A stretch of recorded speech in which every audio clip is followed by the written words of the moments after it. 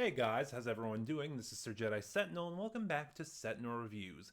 After a after a year-long hiatus, we are finally returning to Big Finish's Doctor Who 60th anniversary celebration.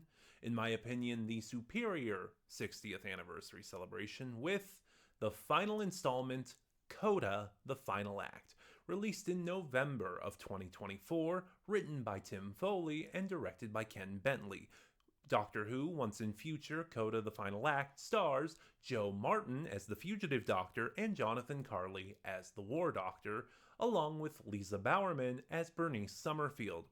As always, there is a blanket spoiler warning in place because I do these unscripted. So if you do not wish to be spoiled, in the description box below is the link to Big Finish's website, where you can purchase Doctor Who, Once and Future, Coda the Final Act, either in its standard or limited edition release. Coda's kind of a weird story, I'm going to admit, because it's not really part of the narrative of Once and Future. In fact, if you want to listen to Once and Future as a whole, you can probably skip Coda. It's more of an epilogue. And in that regard, that's kind of Coda's biggest weakness. It really has nothing to do with Once and Future. This story's primary focus is on the War Doctor, and when the story starts, he is saying goodbye to River and Susan.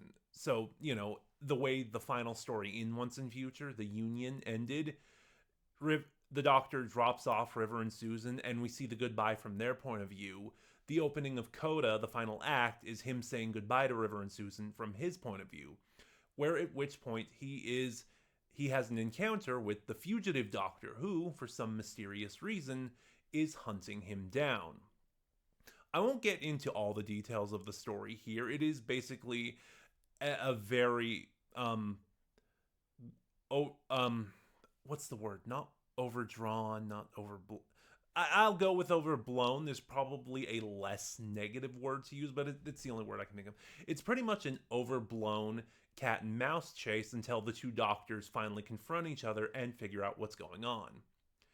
Even though, according to the behind the scenes feature, Jo Martin has been recording stuff for her own spin-off, The Fugitive Doctor, this is her Big Finish debut. And I have to say, if this is what we're getting, this particular writing and characterization, I am really excited for The Fugitive Doctor because it is doing very well at adhering to what little glimpses and cameo appearances of the Fugitive Doctor we got on TV were. This sort of very tough, very no-nonsense character, almost nothing like the Doctor, that in a lot of ways will set the groundwork for the first Doctor to begin his character arc of sort of being less acerbic and softening and opening himself up to other people. So I really do like Jo Martin here. I like the characterization of the Fugitive Doctor, and I like Martin's performance.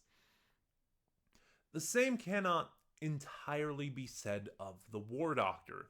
Now, first things first, Jonathan Carley is a fantastic actor. His John Hurt impression is really well done. He is nearly spot on. There are moments where it doesn't really sound like John Hurt, and for various Doctor Who fan audios, I have done the War Doctor. John Hurt is really hard to do because his voice is so unique, but Carley is a really good actor, and he does good with the material he's given.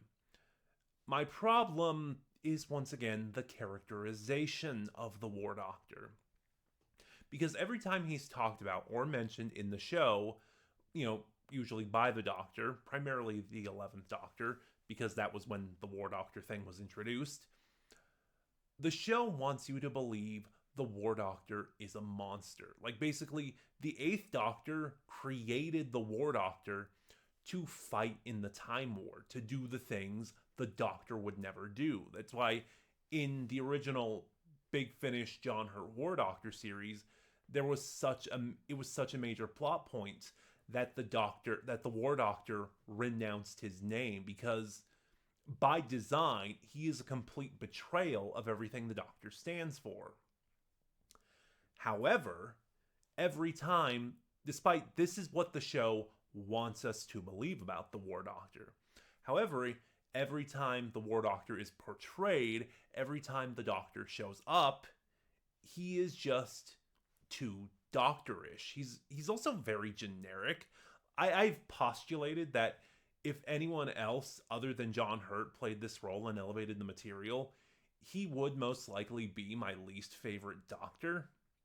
But that's not to get in here. The point I'm building up to is that I thought for most of this story, Big Finish was actually delivering on the War Doctor. Like his actions, his motivations, the stuff he's doing here, it felt like we were getting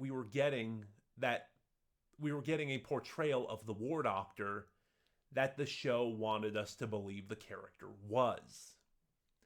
And then in the third act, spoilers, it is revealed that the Doctor has been in the presence of kind of a MacGuffin that's been influencing him and,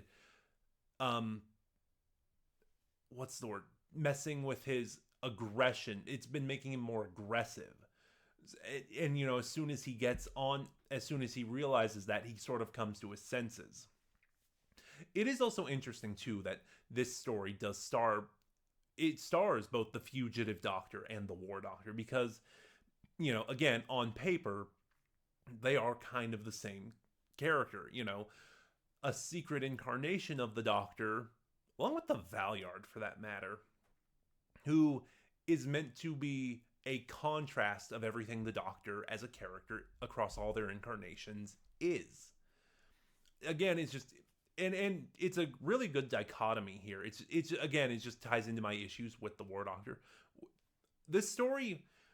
Okay, so let me backtrack a little bit. Once in Future, the way the stories have been executed, as far as an anniversary celebration goes, they've mostly been combining elements of the classic show and the new show. So, like we've had stories with the Fourth Doctor meeting Kate Lethbridge Stewart, or the Fifth Doctor meeting Jenny, the Doctor's daughter, or the Sixth Doctor meeting Jackie Tyler, the Seventh Doctor in the Time War, etc., etc. So as far as the aspect of anniversary celebration goes, Coda, the final act, really seems to celebrate the expanded universe. Not entirely new, of course. There were previous Once and Future stories that featured elements of the expanded universe, like Past Lives had the monk. Sorry, I'm trying to recall these all together.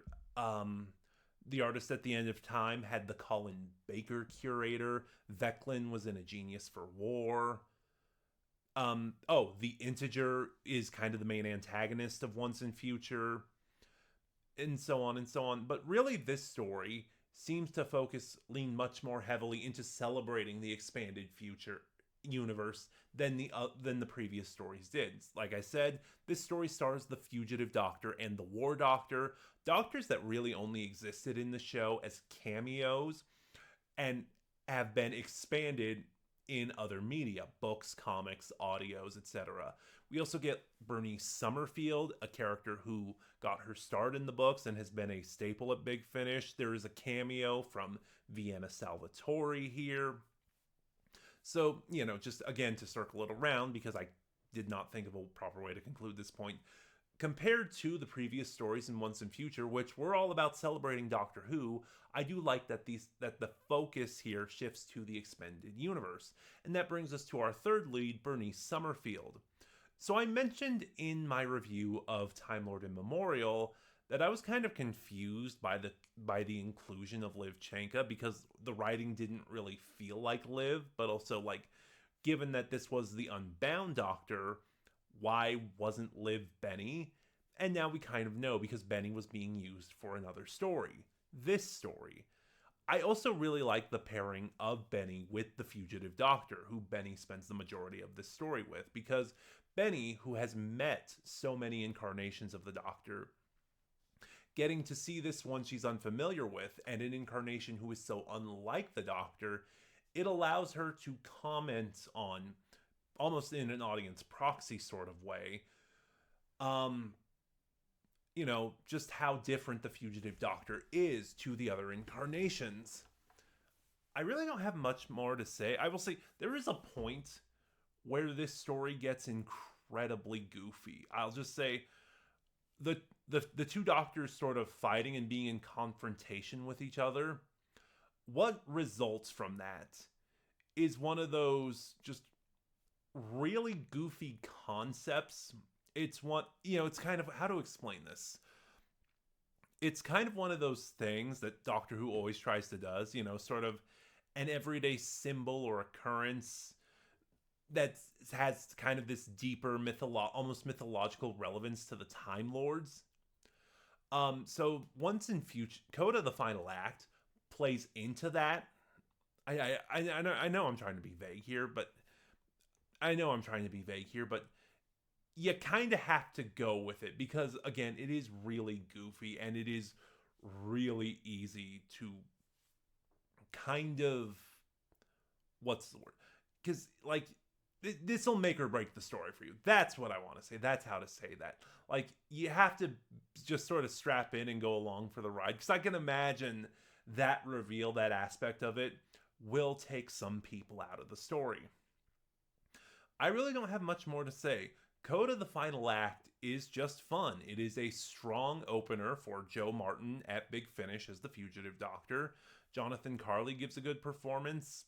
I still have issues with how the War Doctor is being characterized, but that's neither here nor there. Also, at this point still, I have only heard the original John Hurt series. I still have not heard The War Doctor Begins, Jonathan Carley's series.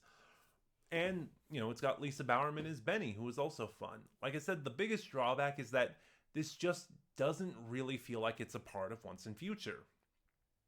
But those are just my thoughts. Have you heard Once and Future, Coda, the Final Act? What are your thoughts on it? Start a conversation in the comments below. And remember to like, comment, subscribe, and click the note... Sorry, been a few weeks since I made a video. Like, comment, subscribe, click the bell next to subscribe to get notifications when I upload, and in the description box below, you'll find the link to my Bluesky, because I have left Twitter, where you can follow me and get updates on the channel. This is Sir Jedi Sentinel, and I'll see you guys next time.